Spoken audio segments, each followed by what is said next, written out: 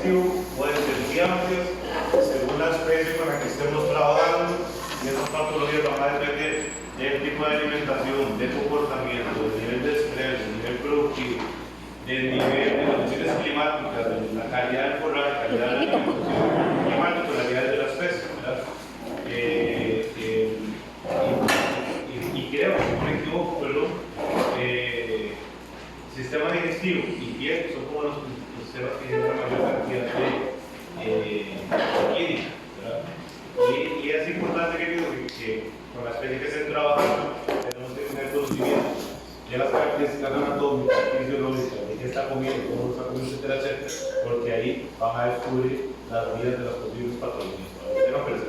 Acá, esta diapositiva ahí es relacionada un poquito a parte de cómo el sistema digestivo logra defenderse o características de la inmunidad innata y la adquirida para actuar contra los patógenos que pueden atacar o querer entrar desde el sistema digestivo. Entonces, estas 4 primeras de aquí, ¿cómo pueden ustedes que ayudan como mecanismo de defensa? Las papilas gustativas, ¿cómo nos ayudan a mecanismo de defensa? Sí, que si se me da la boca y sabe feo, no cochinada, no escupo, ¿verdad? El vómito, salivación, pH, mata. Claro, el peristaltismo o introducción de muco, ¿qué relación tiene con mecanismo de defensa? Aumento el pasaje para tratar de tirar lo más pronto posible. Y el aumento del peristaltismo lo podemos relacionar con presencia de defensa. ¿Está claro? La microbiota, las toxinas, las inmunoglobulinas. son mecanismos de defensa del Exactamente. ¿Microbiota dónde? en la pared del estómago. Microbiota luminal, por ejemplo, ¿verdad? Ellos pueden ayudar a controlar patógenos, o la microbiota intestinal, ¿verdad? De hecho, se cree que muchas de las patologías en humanos, principalmente se acaba la investigación, muchas de las patologías metabólicas en humanos están relacionadas con disturbios de la microbiota intestinal. Entonces, hay un montón de estudios ahora que están trabajando con estudios para tratar de reconstituir o analizar o saber cuáles son las características de la microbiota intestinal para el control y tratamiento de enfermedades metabólicas, por ejemplo, en humanos, ¿verdad? Lisocimas en la saliva, enzimas proteolíticas en el intestino, o sea, todo eso son características, sí las recuerdan, ¿verdad? ¿Quiénes eran esos muchachos? Eran presentadoras, estaban varias sí. Y que era un mecanismo por el cual muchos virus o bacterias trataban de ingresar. Pero en principio están ahí para tratar de defender. Pero claro, bueno, y nada más para recordar, la principal tiene que ser patógenos de la forma digestiva sería crónicas.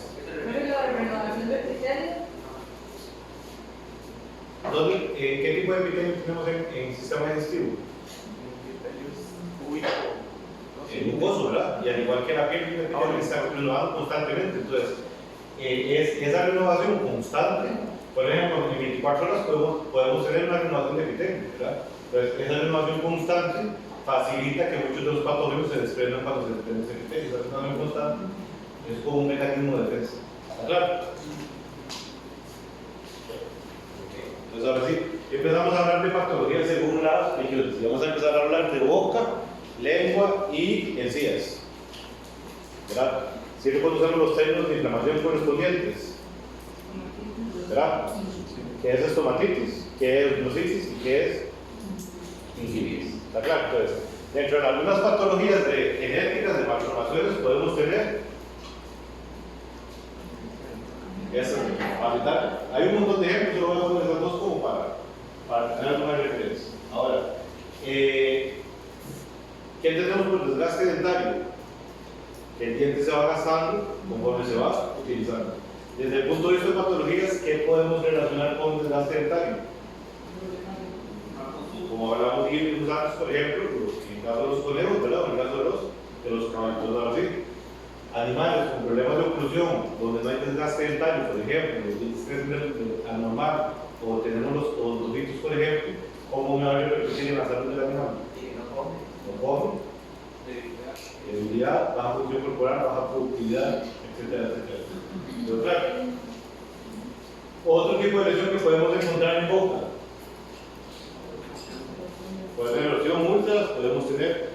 vesículas. ¿Recuerdan cómo se formaban? ¿Cuáles eran los mecanismos por los cuales, cuando hablamos de úlcera, cuál es el tipo de lesión que tenemos a nivel de tejido? O sea, la destrucción del epitelio. Ajá, entonces cuando úlcera hay pérdida del epitelio, ¿verdad? Que inclusive puedo tener a través de una vesícula o una ampolla, ¿verdad? ¿Recuerdan cómo era que se formaban las ampollas o las vesículas? Era por la destrucción de los desmosomas. Entonces hay una destrucción, un corte, de los desmosomas, que son las proteínas que mantienen unidas las células entre ellas y con la dermis, ¿verdad? Entonces hay ese desprendimiento, ese fallo, y consecuentemente la vesícula, que se puede dar por diferentes motivos, ¿verdad? Y aquí les pongo una lista de enfermedades que nos pueden generar ulceraciones y vesículas. No sé si las recuerdan. Exantema. ¿Ah? Exantema vesicular. Todas estas de aquí, la característica común es vesículas. Está claro, se llama el grupo de las enfermedades vesiculares, ¿verdad? Que básicamente todas tienen la característica común es que forman las vesículas y ampollas. Entonces, todos es exactamente lo mismo. ¿Cuál es la diferencia? Depende de la especificidad. Pero básicamente ahí para allá da todo en todo el mundo.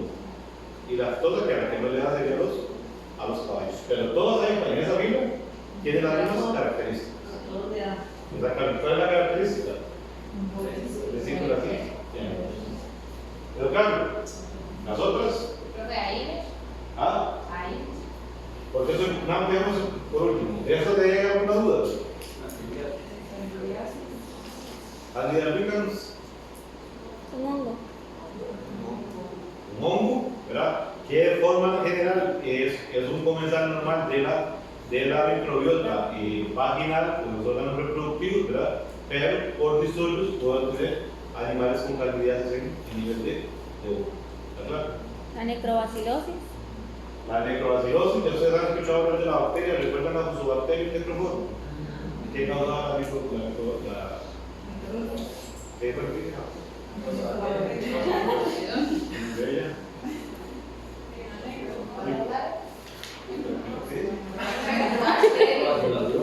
Pues la bacteria.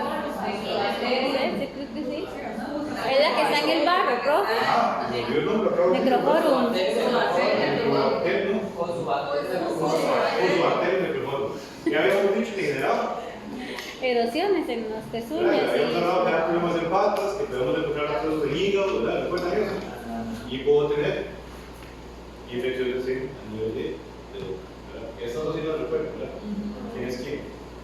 ¿Cuál era la cosa? ¿Cuál era de.? En lengua. Tejidos blandos. Tejidos blandos, sí. Hueso. Ahora, ¿por qué estoy poniendo aires aquí? Genera ulceraciones, ¿no? Bueno, ¿por qué el aire me puede generar ulceraciones? Por el riñón. Exactamente, Por el riñón ahí. problemas de exceso, abuso, etcétera, etcétera, de aire me va a generar una insuficiencia renal. Y la insuficiencia renal se manifiesta con ¿qué anemia?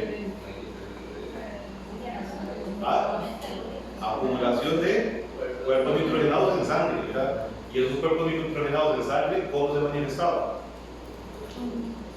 ¿Ulceraciones a dónde? En boca, por ejemplo, ¿eh? Entonces yo puedo tener gastritis urémica, ¿producto de qué? De un mal uso de aire. Entonces yo puedo tener úlceras en boca, producto de un mal uso de aire. ¿Por qué? Porque genera un daño renal. ¿Está claro? ¿Sí? Y consumo de cuerpos extraños, alimentación depravada. Entonces todo eso me puede generar lesiones a nivel de boca. Por aquí estamos hablando de boca. ¿Está claro? ¿Preguntas? No. Ahí les pongo algunas lesiones, si las logran identificar. Se logran ver la lesión en encías, logran ver la lesión en lengua, logran ver la lesión en el cielo de la boca. ¿Sí? ¿Alguna duda o comentario? No. O una inflamación. Esto de aquí, y tenemos obviamente sería una gingivitis, ¿verdad? Pero en la Sí, primera, inflamación. en la primera las lesiones son como aquello. Decía eso. Por aquí. Para dar duro. Esos negros son manchas de lugar. ¿Y esto negro? Son machos de la vaca.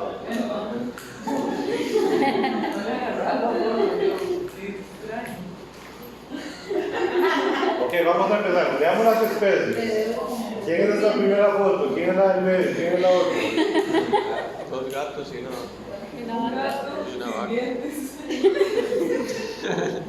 Se ubican las lesiones entonces. Sí. Entonces, posibles causas. Ustedes se encuentran una vaca con esta lesión. ¿Qué podrían pensar? Estomatitis, aftosa. ¿Ah? En Costa Rica. Estomatitis. ¿Ah? Estomatitis. Estomatitis, ¿qué más pueden pensar? ¿Ah? Exactamente. Ingesta de cuerpos extraños. ¿Ah? Ingesta de cuerpos ¿Un extraños. cuerpo extraño? ¿Ah? ¿Qué más se les puede ocurrir? Bueno, pues eso no. Porque antes había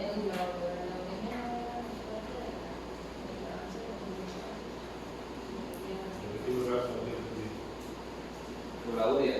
Como uria, cuando se explicó el. por mucho consumo de Como gallinas. uria de cuerpo nitrogenado. No, pero es que es diferente, porque no llegamos a ese punto. Es que ahí podemos tener intoxicación. ¿Ustedes recuerdan es que cuando estamos hablando de leves, creo que es una alta concentración, ¿verdad? Porque el cuerpo no logra botarlo, pero ahí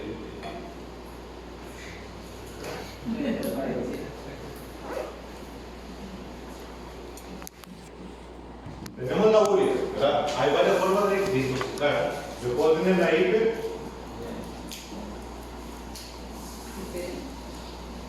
La hiperaguda, ¿verdad? ¿Qué es una intoxicación hiperaguda por urea? Es que el animal se comió una gran cantidad, generalmente se da por ingesta, ¿verdad? Ustedes recuerdan la receta de cómo si yo voy a suplementar urea, cómo debo hacerlo de forma correcta. ¿Recuerdan la receta? ¿Nunca la han visto? Más o menos, entonces, así, a grandes rasgos se supone que yo puedo empezar más o menos de 30 a 40 gramos por día, ¿verdad? Y voy aumentando cada 7 días, de 10 a 20, no recuerdo la dosis exacta. Entonces paso a 40, paso a 50, luego paso a 60, hasta 80. Se dice que no puede llegar al máximo depende del tamaño del animal, entre 100 y 120.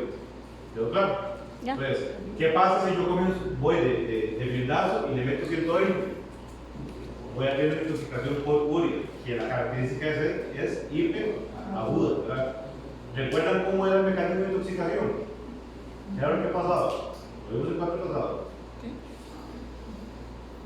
Era como instantáneo, porque se podía saber. Pero ¿por qué? Porque se volvía instantáneo. ¿Qué era lo que pasaba? Porque a la hemoglobina se le pegaba. Porque esto venía y bloqueaba, entonces no había fijación del oxígeno a la hemoglobina porque estábamos con el nitrógeno pegado ahí, ¿verdad? Entonces, ¿por qué es hiperagudo? Porque hay un montón de nitrógeno que cae en uno y inmediatamente cae en la circulación y automáticamente una anoxia. ¿Y a qué me refiero con hiperagudo? De 10 a 15 minutos, ¿verdad? Literalmente yo tengo 10, 15 minutos para salvar el animal. ¿Con qué era la receta? Con vinagre. Entonces el chiste del vinagre es que amarro la urea, entonces libero el nitrógeno pegado a la hemoglobina y el animal vuelve a respirar. El chiste era que yo tengo un animal convulsionando, bataleando, con agua para abrir la boca, con agua para meter, etcétera, etcétera. Pero básicamente es eso.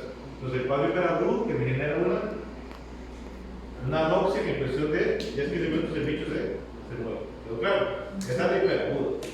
Luego viene una intoxicación aguda pronta, depende como lo quieran ver, que sería con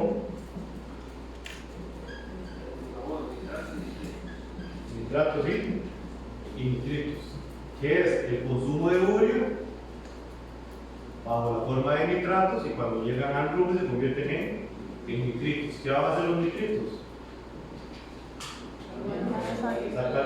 La diferencia es el tiempo en lo que llega y en la concentración que llega. Entonces, ¿cuál es la queja del propietario? La vaca camina borracha, la vaca anda babeando, la vaca anda desorientada. ¿Por qué se genera esa desorientación? Porque tenemos este bloqueo con la circulación. ¿Por qué no comienza a convulsionar rápido? Porque el consumo es más lento. Yo le estoy metiendo urea o nitrógeno de una forma más lenta que si le meto 100 o 120 gramos. ¿Verdad? Aquí nada más se me olvidó el detalle, yo que voy aumentando de forma escalonada. Una vez que ya llego al tope, puedo seguir dando esa cantidad, pero si pasan 2 o 3 días que no le di, tengo que volver al aumento escalonado, porque si no volvería a tener el riesgo de intoxicación. Hay gente que dice, no, si ya yo la había adaptado, me fui 3 días para la playa, el cuarto día lo voy a tener aquí, ya el lumen pierde esa adaptación, hay que volver a hacer el aumento para ti. Pero claro, vienen los nitratos y los nutrientes, que es otro fomento, bajo el mismo componente, pero bajo otra habilidad. Y luego viene la de laurenio.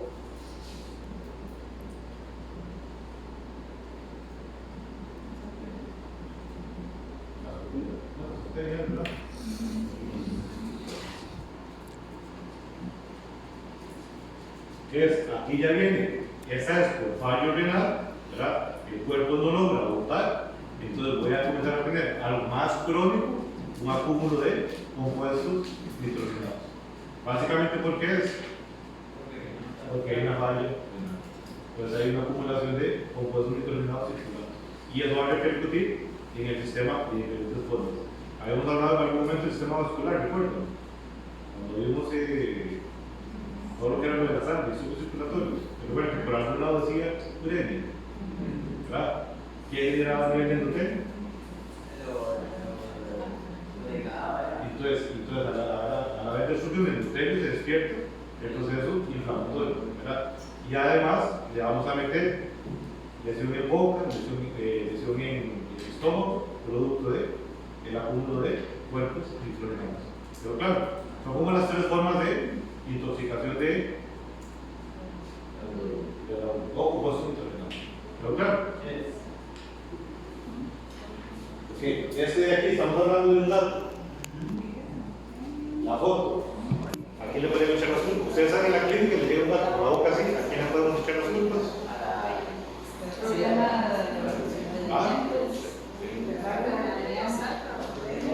Estoy viendo. ¿A quién? ¿En qué es el síntoma? Ejemplo. Pregunta examen. 3 diagnósticos diferenciales, 3 diagnósticos diferenciales, 3 diagnósticos diferenciales. ¿Está claro? Ok, seguimos.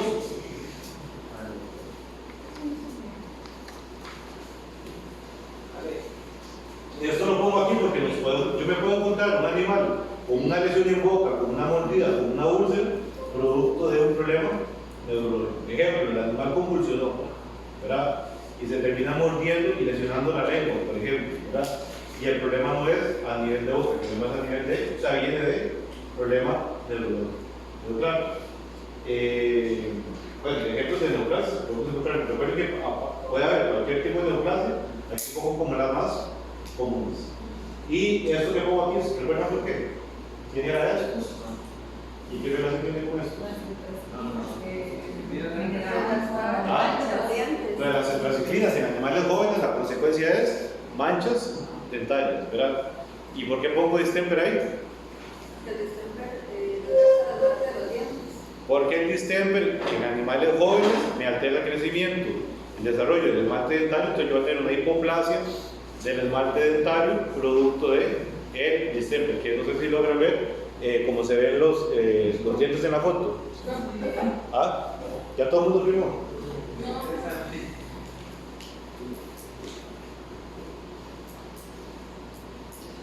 El distemper afecta.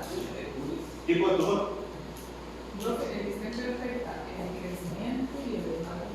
El crecimiento de las células que fabrican el esmalte. Entonces, cuando el diente va creciendo, las células que lo fabricaron no están presentes. Entonces, va a haber, hay un crecimiento anormal o parcial del esmalte del diente. ¿Por qué es el culo? Un tipo de tumor. ¿Se diferencia? No, pues, digamos, los epulios, por ejemplo, entran dentro del diagnóstico diferencial de carcinoma y de papiloma, por ejemplo, porque las características son muy parecidas. De hecho, hay una clasificación, si se da en la encía, si se da en el espacio periodontal, si se da no en la encía, sino en el lado de la mucosa del labio, por decirlo así. Entonces depende de la ubicación y la forma, se clasifican, hay como 3 o 4 tipos de furis, pero son tipos de tumores. ¿Quedó claro? ¿Sí? Patologías que podemos encontrar a nivel de glándulas salivales. Entonces, ¿cómo decimos cuando tenemos una inflamación en las glándulas? ¿Qué sería este? ¿A qué le suena? No puedo, chicos. Estás hablando como yo. Degeneración.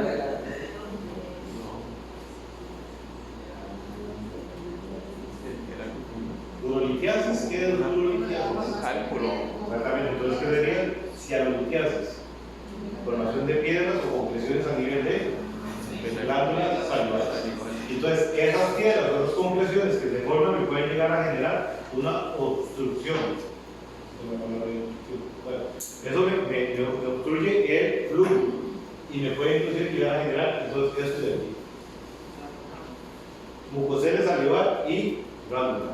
El término mucosales salivar lo relacionamos con submandibular y glándula con sublingual. Un acúmulo de inflamación, pues puede ser una inflamación del contenido salivar. Las glándulas no logran drenar, entonces hay un aumento del tamaño de la glándula por acúmulo o saturación de lo que ellas producen, que es la saliva. Hay varias formas de generar ese problema de flujo. Un ejemplo de ellos es las Profe, ¿cómo se drena? No entendí si a los días, o sea, de ahí que... Estos son procesos inflamatorios de las glándulas salivares que ya sabemos cuáles son, ¿verdad? Ya sabemos por dónde drenan, ¿verdad? También. Ok, eso es un proceso inflamatorio. Ahora, otra enfermedad que podemos encontrar en las glándulas salivares. ¿Qué significa esto? Formación de cálculos, o de piedras o de compresiones dentro de la glándula. ¿Quedó claro? ¿Qué lo llega a causar? ¿Quedó claro? ¿Cuáles son las consecuencias de esto aquí? Obstrucción de la glándula. ¿Quedó claro? Entonces, nos podemos encontrar la submandibular aumentadísima de tamaño o la sublingual aumentadísima de tamaño. ¿Cuáles son los términos utilizados? Sublingual es glándula. Entonces, cuando ustedes las palpan, las sienten aumentadas de tamaño, las sienten como gelatina, como acuosas, como blandas. ¿Por qué? Porque tienen un montón de saliva dentro de su interior. ¿Qué pudo haber generado eso? Una compresión, un tumor, una excavación que me terminó generando un tapón para la salida del contenido. ¿Pero claro? ¿Sí? ¿Sí? ¿Está claro? Y también puedo tener desplazos a nivel de glándula. ¿Está claro? Sí. ¿Preguntas?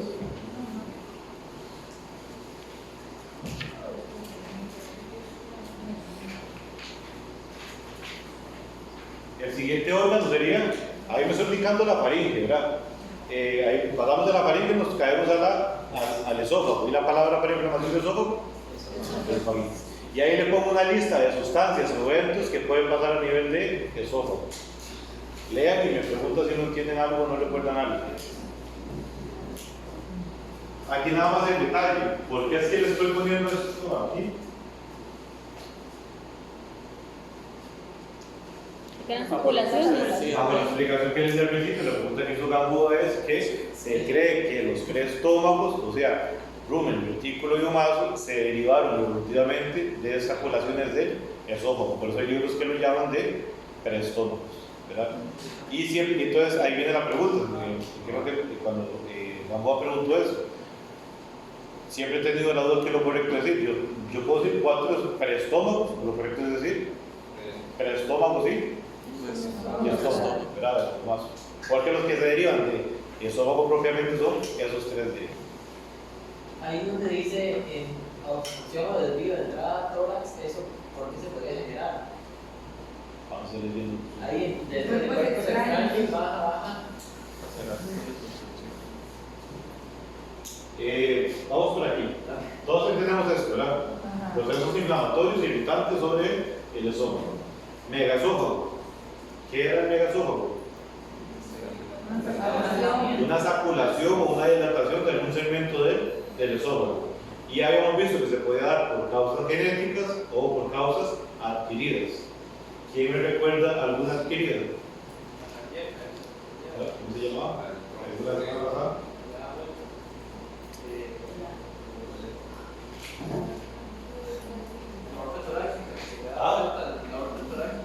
Debido a la aorta torácica, que generalmente dijimos que era, Al lado izquierdo, pero pero malformación que genera al derecho. ¿Sí recuerdan eso más o menos? ¿Verdad? ¿Cuál es la consecuencia del megasófago? La manifestación clínica del megasófago. Vómito. Regúrgito. Y aquí aprovecho para poner esas palabras.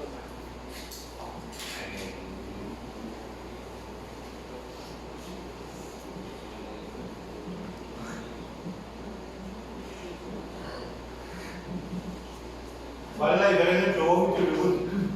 Que viene del estómago. Y el vómito viene del estómago y el regurgito viene de...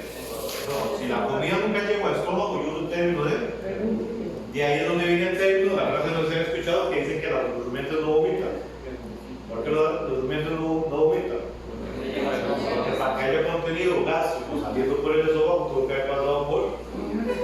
Imposible. Si que viene del rumen sería un regurgito. Pero claro, pues las vacas regurgitan fisiológicamente el pasto para la rumen, ¿verdad? O de forma patológica cuando están expulsando.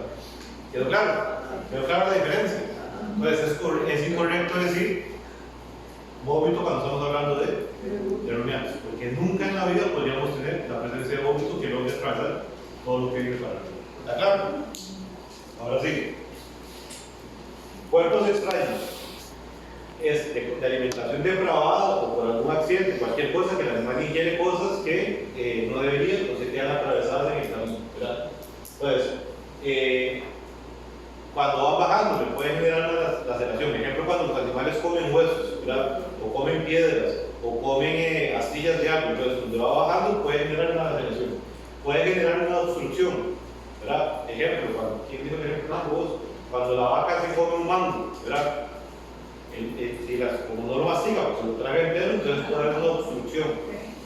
¿Recuerdan? No recuerdo. ¿Dónde es el punto de obstrucción de ese mango? Así, el principal, ajá. ¿Qué creen ustedes? Antes. Viene el esófago, ¿verdad? Entonces entramos aquí y tenemos la primera parte de costillas. El esófago tiene que entrar en el medio de... Pasan en medio para entrar al tórax, para seguir a todo. Entonces, generalmente, depende del tamaño de la partícula que se haya comido una vaca, ejemplo una naranja, ejemplo un pedazo de melón, ejemplo un mango, donde generalmente quedan obstruidas es en la entrada de donde sale el esófago entrando al tórax, porque las primeras dos costillas cierran el paso y mucho de lo que queda obstruido ahí se queda pegado en eso ahí, ¿verdad? ¿Y a qué me refiero con desvío? ¿Qué creen ustedes a qué me refiero con desvío aquí? No, dentro de la misma obstrucción.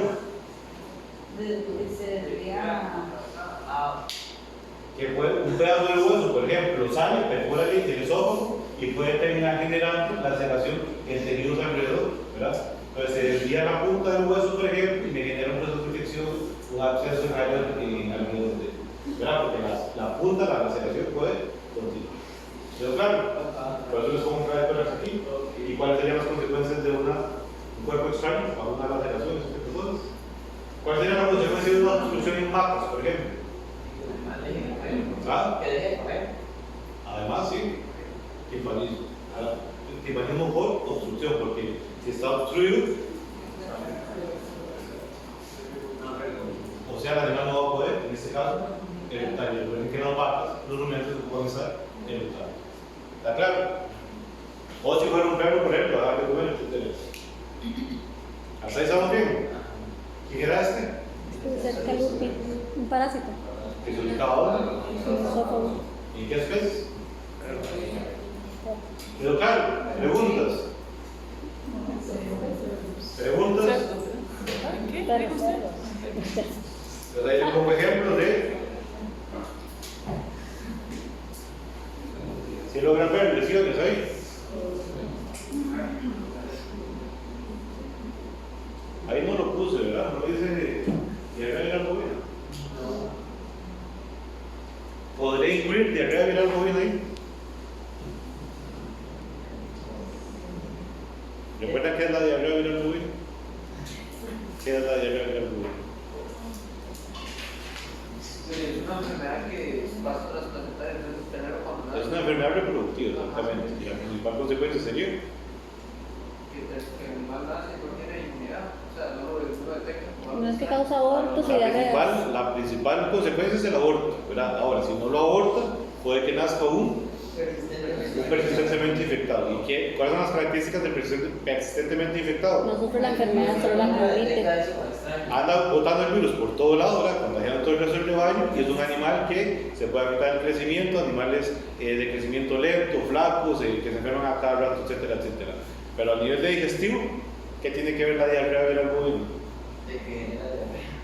Genera diarreas, pero la principal sintomatología de la diarrea viral bovina en rumiantes, bovinos, es úlceras a nivel de esófago, y me puedo encontrar úlceras a nivel de rumen, principalmente en esófago. Entonces, si algún día llegan a hacer una necropsia de un ternero, por ejemplo, o una vaca, y se encuentran úlceras en esófago, además de un cuerpo extraño, una laceración, hay que meter dentro de la lista de diarrea viral bovina, porque la fase digestiva de la diarrea viral bovina me genera úlceras en esófago. Profe, esa imagen, ¿qué es, digamos, la segunda? Del raspado, la operación. Esa es la última. Creo que la diferencia entre esta y esta que es como que la otra es un poco más crónica. Eso es úlcera, era úlcera. Sí, pero la otra- ¿Qué se erosionó? Y la última empieza con nódulos. Esas pelotas de aquí, Ajá. que puede ser tumores, puede ser papiloma, por ejemplo. Recuerdo que en algún momento hemos hablado de la Pterinum aquilinum. En español, sí, ya la hemos hablado. El hecho macho. ¿Sabes? El helecho macho me puede quedar diciendo así. El hecho macho. ¿Quedó claro? ¿Sí? Seguimos caminando y entonces ya entramos a patologías de estómagos. Entonces, ruminitis, reticulitis y mastitis, ¿verdad?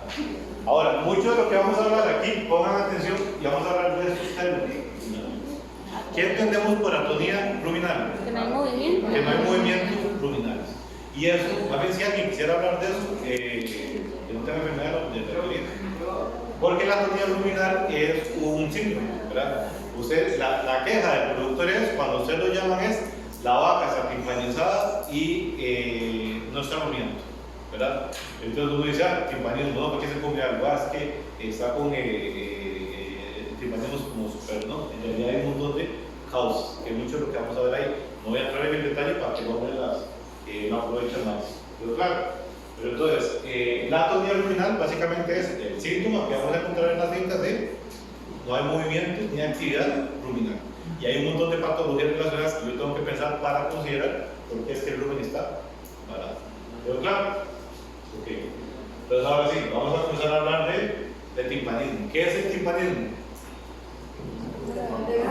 La dilatación del rumen por contenido gaseoso, ¿verdad? ¿Sinónimo? ¿Cuál es el sinónimo de timpanismo? ¿Qué es? Hay varias clasificaciones. Entonces, el timpanismo yo lo puedo clasificar como espumoso o obstructivo. ¿Cuál es la diferencia? Sinónimos de timpanismo.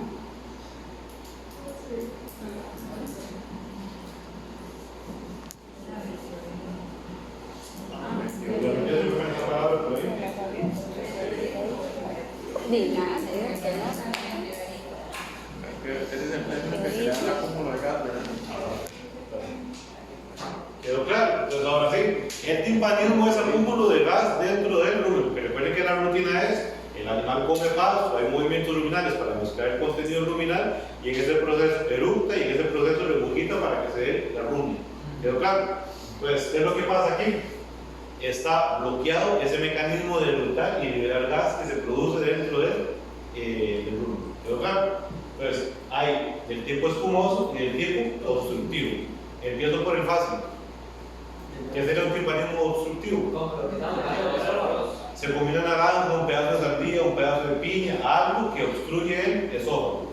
Eso es un tumor, o una tuberculosis, o una pericarditis.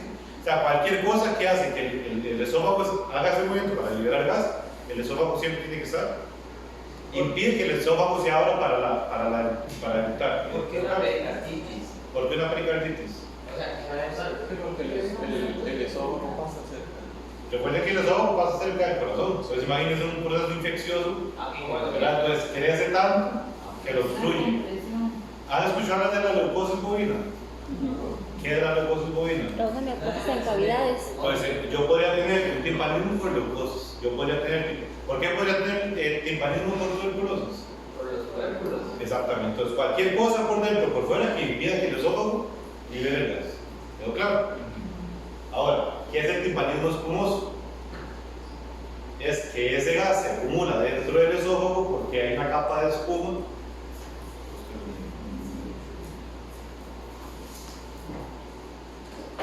Y lo retiene. ¿No lo pueden ver?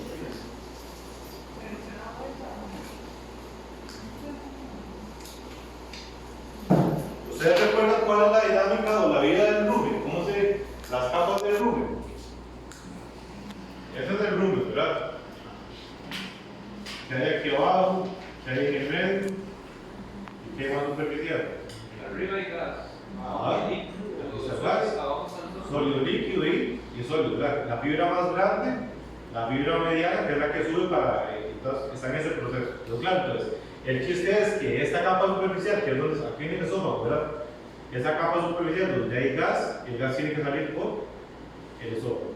¿Quedó claro? Entonces, ¿qué es lo que pasa? Algo que come el animal, y desde el punto de vista químico, forma una especie de espuma. Y esa espuma se forma en la capa superficial y impide que el gas que está aquí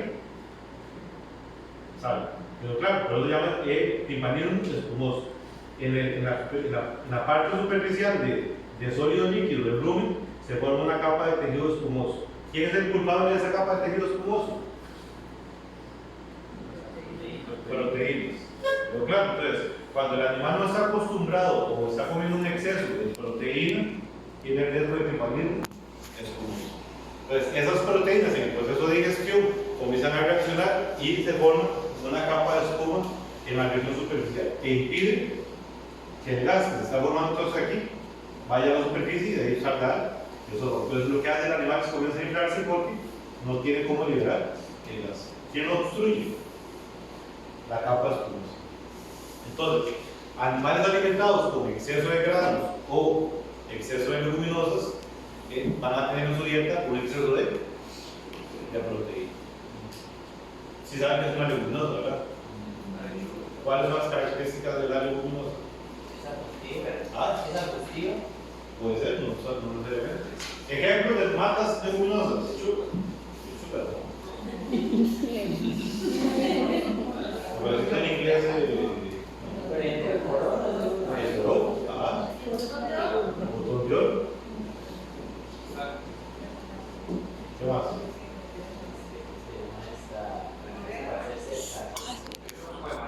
¿Ah? ¿Por la qué?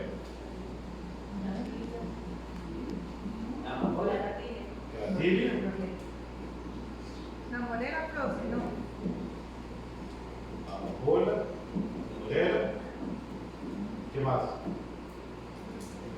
Maíz, no. Maíz.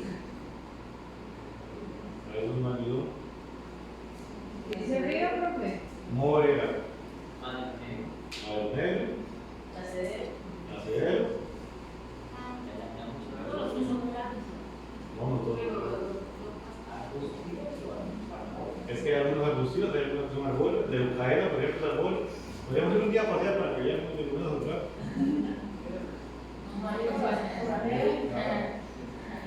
¿Quieren ir un día a su laboratorio?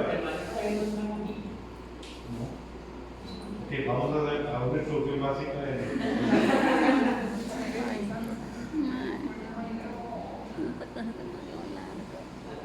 Josué, ¿qué dice en la tercera línea? Leucaena, morera, poroba, amapola, que también le llaman el clavelón. depende de la zona, la amapola, taberón, ¿verdad? Botón de oro, maniforrajero, plaquínica, no la tengo acuerdo, el nacedero, que dijo la compañera, Ravisa, que es el nacedero, ¿verdad? ¿No me equivoco? Maniforrajero. Ok, ¿qué es una gramínea? Vengan un montón de pasos que ustedes ven ahí. Esos son gramíneas. Entonces, todo lo que ustedes vean con cara de pasto, entra aquí. Ejemplos de gramíneas: picuyo, estrellas, el quingras, Brachiaria no. legumbres, todas las barqueras que son un montón, pastos de corta, el quingras, el pasto morado que le llaman, el namasa, por ejemplo, el camerún. ¿Conocen la caña de azúcar? Todos esos son gramíneas, porque todo eso ustedes lo vuelven a ver. ¿Conocen el bambú? El bambú es una gramínea, solo que no sirve para los pastos. Pero todo lo que tenga forma de pasto, grande, mediano, pequeño, es una gramínea. ¿Cuál es la característica nutricional de las gramíneas?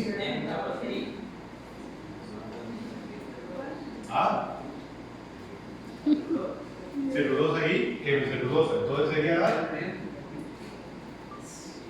la fibra, ¿verdad? ¿Y qué es la fibra? Un carbohidrato estructural. ¿Cuáles son los carbohidratos estructurales? Celulosa y bicelulosa ahí, y lignina. ¿Cuáles son las que el cuerpo aprovecha? Celulosa y hemicelulosa. Entonces, la característica de las gramíneas es el aporte de fibra. Fibra de buena calidad. Entonces, ahí dentro del mundo de la zootecnia y de los nutricionistas para buscar que esa fibra que en ese pasto sea de buena calidad, ¿verdad? Dentro de esas características trae un poco de proteína y trae un poco de energía. ¿De dónde saca la energía? De carbohidratos estructurales o de azúcares solubles que tienen los pastos, ¿verdad? Entonces ustedes han visto a veces la gente en el campo que agarra el pasto y lo mastica. Y hay gente que lo siente como dulce, o sea, que tiene la mañana, ese pasto tiene buena calidad porque le sienten ese sabor dulce, ¿verdad? ¿De dónde viene? De los azúcares solubles que puede tener el pasto, ¿verdad? Ahora, un pasto, así, el mejor pasto del mundo, pónganle, que es el picuyo, más o menos 18% de proteína, ¿verdad? Los pastos tropicales, las santas, todo eso, ahora más o menos, así, en el mejor de los casos, un 12-14%, ¿verdad?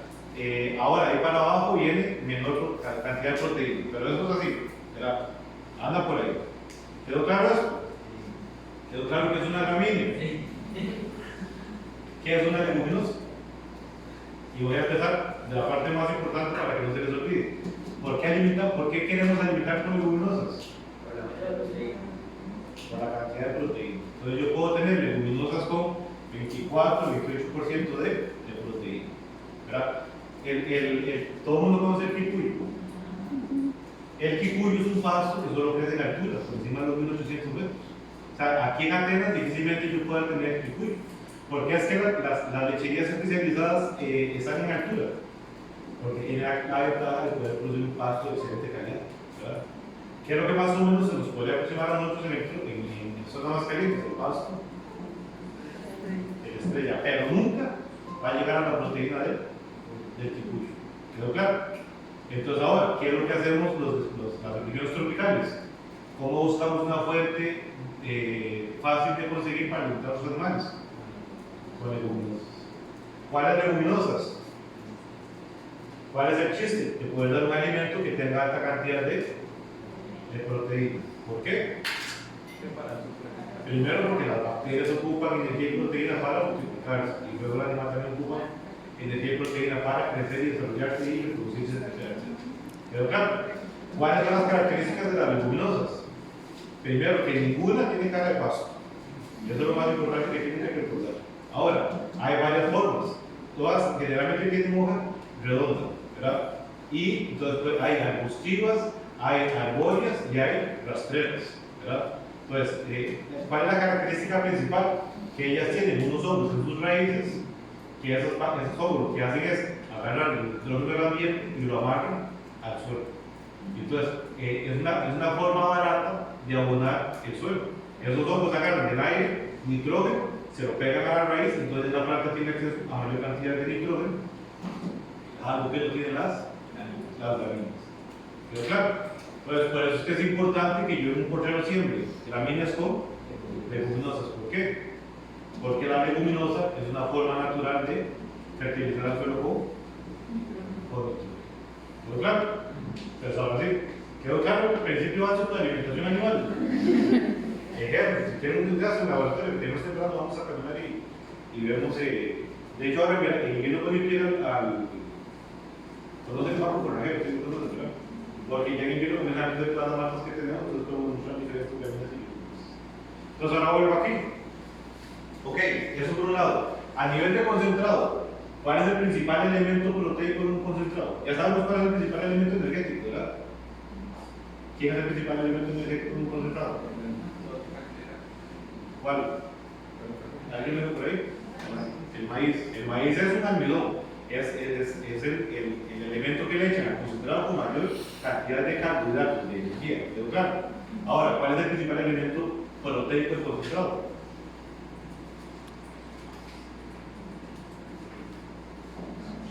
La soya. Pues la soya, el grano de la soya tiene mucha proteína, por eso es que tiene los concentrados a base de maíz y soya, más otro montón de elementos para balancear y abarcar un poquito los costos, porque el maíz y la soya es súper caro para nosotros en países pobres. ¿Quedó claro? De la soya la fuente proteica. ¿Quedó claro? Entonces, ¿qué es lo que, volviendo al tema original? Lo que tenemos aquí es una vaca equipalizada. ¿Por qué? Porque con uno, aquí igual con uno. ¿Conocen el creo? Es la vaquilla que crece ahí en el monte, ¿verdad? Es otro tipo de legumbres. Pero el chiste aquí es que el animal no estaba acostumbrado y lo metía a comer leguminosas, o le di leguminosas, o le di algún tipo de concentrado con una cantidad de proteína. ¿Cuál es la consecuencia? Que esa proteína lo comienza a generar espuma y consecuentemente es diferente. ¿Pero claro? Entonces, ¿cuál es la bronca? Ustedes van a encontrar esto en el animal. Les va a tocar a ustedes descubrir quién fue la causa. ¿Verdad? Y de hecho, siempre. No, yo tengo que meterle una manguera, ¿verdad? ¿Para qué me sirve la manguera? Porque si es obstructivo, le estoy metiendo la manguera, termino de empujar porque es claro. Y además, el ponerle la manguera me va a permitir darle el tratamiento para él. ¿Ah? ¿Aquí? Ah, no lo conozco. Yo conozco TIMPA, conozco el Lutrol, el Luminatorio. Eso es lo que Pero no le gusta estallarlo, ¿verdad? no me gusta. Porque meter un clavo de un jugador con infección posterior. Prefiero tratar un flor.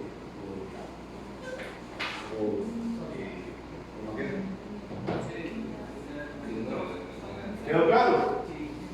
¿Por qué pongo un cambio brusco? Porque yo podría tener un animal con una dieta altamente proteica. Ejemplo, las vacas de lechera tienen dietas altamente proteicas. Pero entonces tengo que adaptarlo, ¿verdad? No sé si han escuchado hablar, ustedes recuerdan los procesos técnicos que cuando hablamos de vaca lechera, yo tenía la dieta de producción, la dieta de vaca seca y la dieta de transición. ¿Recuerdan que era la dieta de transición?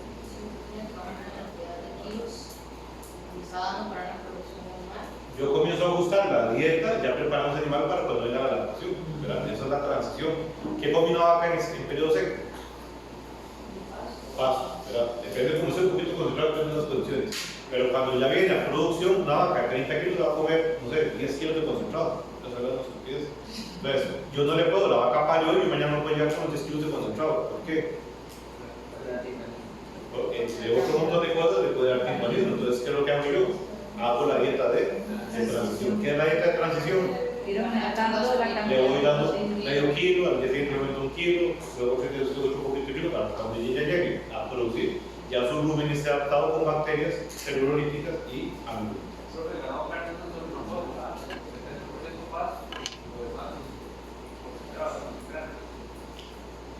Es que esa fórmula de 60-40 más o menos depende de los sistemas de producción. Por ejemplo, los mismos que están instalados, ellos trabajan 60 concentrados, 40 de forraje.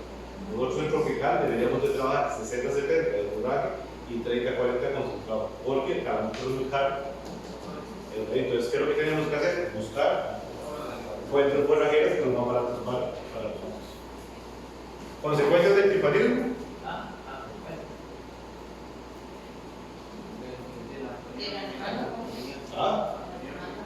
¿Qué piensan ustedes cuando el rumio va inflando?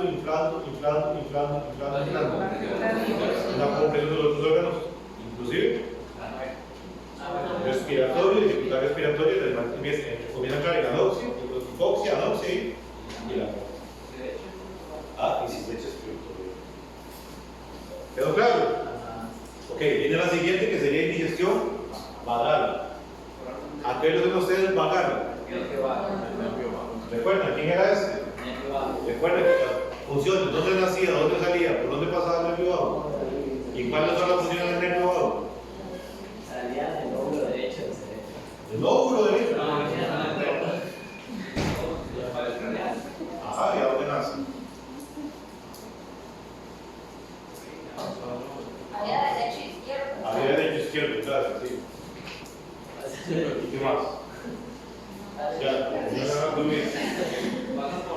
Sale Pasa por el trapecio. El derecho es el que Pasa por el tenía trapecio. No, eso es de canción. No, ese acompaña de estómago. sale de izquierda. Recuerden que hablábamos del resumen de anatomía. DT, ¿quién era DT? Derecho tórax, izquierdo. Entonces yo tengo el nervio vago derecho y tengo el nervio vago izquierdo, ¿verdad? Pues el nervio vago derecho acompaña la tráquea y se queda trabajando en el tórax. ¿Qué hace el tórax? Entonces todos los simpáticos y parasimpáticos de respiración, frecuencia cardíaca, presión arterial, ¿verdad? Lo hace el derecho a nivel de tórax. Y el izquierdo acompañaba el esófago y bajaba hasta el digestivo. ¿Y comandaba qué de abdomen? ¿Ah? Casi que todo. No, casi que todo no.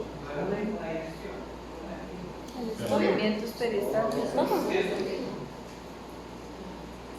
¿Sí o no? El estómago. Todos los órganos que se ubican en la región craneal del abdomen. Quitando los rumiantes, ¿cuáles órganos se encuentran en la región craneal del abdomen? Hígado. Estómago, Hígado. hígado, Vaso.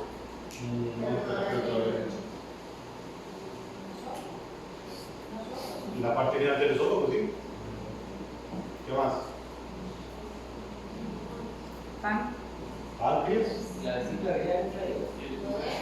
y el duodeno, ¿verdad? Entonces en todos los animales el vago comanda esto de aquí y en rumiantes tenemos que meter el rumen, el retículo y el vaso. ¿Quedó claro? Entonces toda la parte simpática y parasimpática, el sistema nervioso autónomo de la craneal y el digestivo es comandado por el vago. ¿Quedó claro? Entonces, ¿a qué me refiero con indigestión vagal? Un problema del estímulo nervioso que realiza el vago hacia los órganos digestivos. ¿Cuáles? Aquellos que están ahí. Entonces, posibles causas de ese daño. ¿Qué dice ahí?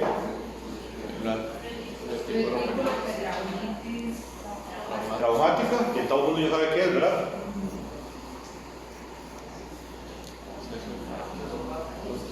Absceso hepático, una bronconeumonía. ¿Por qué pongo idiopático ahí?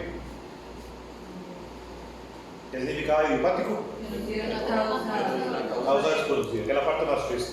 Llega uno a las dicas a tratar de resolver el problema y uno le mete de todo y la vaca se muere y no tiene que darle la cara, así es que le digo. No sé. ¿Entienden? Entonces, si ustedes ponen atención, todos estos son procesos inflamatorios e infecciosos, ¿verdad? Excepto este, ¿verdad? Entonces, si ustedes recuerdan, ¿por dónde pasa el nervio vago? Por el puro centro del tórax. Entonces, cualquier proceso infeccioso que pase por ahí me puede generar un daño del vago. ¿Cuáles procesos infecciosos? ¿Quedó claro? Entonces, eso ya afecta el funcionamiento normal del vago, consecuentemente, alteración del comportamiento normal del sistema digestivo. ¿Afecta la educación? ¿Qué voy a tener? Hinfanismo. ¿El omaso no trabaja? ¿Qué voy a tener hacia adelante? ¿Verdad? No llega comida al omaso, no llega comida al intestino, ¿qué va a pasar con ese animal? Impactación del omaso. ¿Qué es la impactación? El estómago no hace este movimiento, el omaso en este caso no hace el movimiento, el contenido llega y llega, comienza a centrarse, a compactarse, llega una hora aquí. ¿Quedó claro? Porque yo he reportado casos de inyección vagal por preñez. La cría creciendo, compresión de órganos y termina generando daño del vaso. Pero tengo más es eso. Pero claro, aquí va a estar mal. ¿Cuál es la diferencia entre impactación y compactación? Es la misma. ¿Preguntas de algo de ahí? Y desde el punto de vista clínico, ¿qué es lo único que vamos a encontrar? Y depende de la posición, ya vamos a encontrar un animal timpanizado. Entonces, a veces los llaman para las fincas, sale el animal timpanizado y uno cree que solamente es timpanismo. Entonces, ¿qué es lo que hace uno? Cruza la manguera y le da el otro lado. ¿Qué pasa si el otro lugar no se opera? Cualquier problema viene desde. Es súper complicado, ¿qué es este productivo?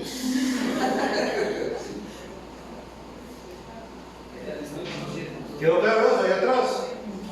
¿Sí? El siguiente. Cuerpos extraños a nivel del lumen, retículo, ¿verdad? Y eso es súper importante. Creo que esa está en la lista de alguien.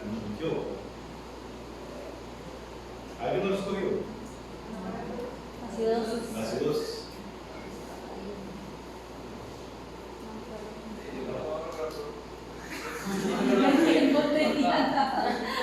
Entonces, ¿qué entendemos por acidosis? Bueno, fue la explicación que les di antes, ¿recuerdan? ¿Cuáles son las características del rumen? Bacterias celulolíticas y amilolíticas. ¿Bajo qué pH? De 6, 6, 8, 7, 7, 1, por ahí, depende del libro, puede ser más o menos, un poquito menos. Entonces, ¿qué pasaba cuando comenzamos a dar exceso de grasa, exceso concentrados, hay una multiplicación de cuáles bacterias? Amilolíticas, ¿verdad? Entonces, el exceso de las amilolíticas termina generando una acidosis. Reduce el pH, afecta la. Entonces, yo puedo tener un animal timpanizado por acidosis, yo puedo tener un animal convulsionando por acidosis, yo puedo tener un animal en anestro por acidosis. Esa acidosis ruminal tiene un efecto, una repercusión metabólica en todos los sentidos, en producción, en reproducción, en inmunidad, en absolutamente todo. En requera yo puedo tener animales con problemas de patas producto de la acidosis. ¿Y cuál fue la causa? Dietas pésimamente balanceadas. Dietas que animales que alimento con mucha, por ejemplo, muchos carbohidratos de fácil digestión, concentrados, etc. Entonces me traen estos limpiados. Pero claro, y lo que les hablaba al principio.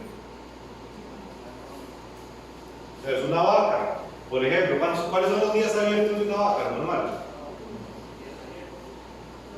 Más o menos 90 días. Resulta que la vaca anda por 130 días abiertos. Entonces yo comienzo a investigar y digo, qué raro, es que todo está bien. ¿Dónde puede dar el problema? Alimentación. ¿Y por qué lo clasifico como una enfermedad económica? Porque no tiene síntomas. Porque ese mes y medio, no, económica. Así porque no genera síntomas en el animal, pero hay pérdidas económicas, por ejemplo. Entonces, porque ese animal que debe estar preñado a los 90 días, ya llevo 5 meses. O sea, 3 meses, 2 meses por encima de lo normal. Esos 2 meses de abiertos, eso representa planta en la finca. O por el contrario, yo no me doy cuenta que está en acidosis subclínica y resulta que estoy afectando la reproducción en la pata, etc. Pero claro, ¿y cómo voy a dar cuenta? Pues tengo que ir a agarrar una muestra, mandar al laboratorio para que me digan el pH. Yo iba a decir poros ovarios y poros ovarios. Esto de aquí son concreciones formadas por pelo. ¿Por qué? Pelo. Por ejemplo, ¿quién puede pasar esto? Los animales que se chupan. Las cabras. No, creo que estamos hablando de eso. Vacas, terneras, por ejemplo, que dentro de las estereotipas pueden manifestarse exceso de rápido, ¿verdad? Mucho puede ser por deficiencia de minerales dentro de una alimentación depravada, ¿verdad? Pero los animales comienzan a chupar, se chupa ella misma o chupa a otros animales. Es común en las terneras estresadas, por ejemplo, que se chupan entre ellas. Las cabras, las ovejas, hay ovejas que se comen, se arrancan la lana o el pelo y todo se lo tragan y a nivel digestivo pueden conformar los tipos de suaves. Los caballos también que de exceso de la luz, por ejemplo. Entonces, imagínense una pelota así. En algún momento puede llegar a obstruir, ¿verdad? Y fitodesuarios, ¿de qué sería? ¿Qué es fito? Plantas. Entonces, por ejemplo, digamos, pasto de mala calidad, entonces se pueden hacer fitodesuarios de pelotas de fibra que nunca pueden digerir. Que tenga mucha lignina. Exactamente. Fito, eso ahí puede llegar a Sí. Pero inclusive, digamos, se han reportado casos de fitodesuarios que llegan a pesar 15, 20, 30 kilos. Es una pelota tan grande que está ahí como... Eso es unas que le hacen por vivir polinaza. Y era ¿Por qué? polinaza. O aguinaza. O llenadas, o sea, es que yo nunca he escuchado fibra de mala calidad, pero forraje. De llenas, ¿esta te referís? Sí, pero como llevan. Digo, podría ser, no lo recuerdo, pero podría ser porque si saben qué es la pollinaza, ¿verdad? Que es la cama de los pollos, de las gallinas. ¿De qué material hacen la cama? Granja. ¿De grasa o buche? ¿Verdad? O acelina, a veces, depende. Y entonces eso es cero digestible para la humana. Entonces eso me puede generar problemas de compactación de esas chuchas aquí, de obstrucción o de aturdimiento. ¿Quedó claro? ¿Quiénes son estos?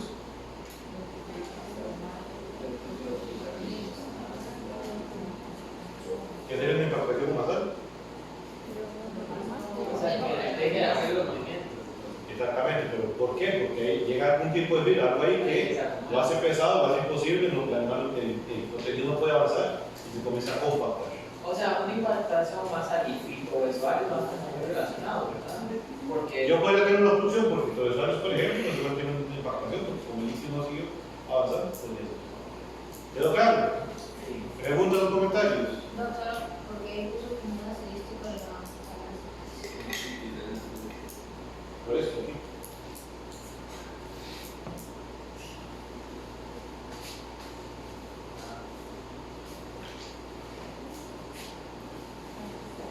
¿Listo? yes. Paramos 10 minutos.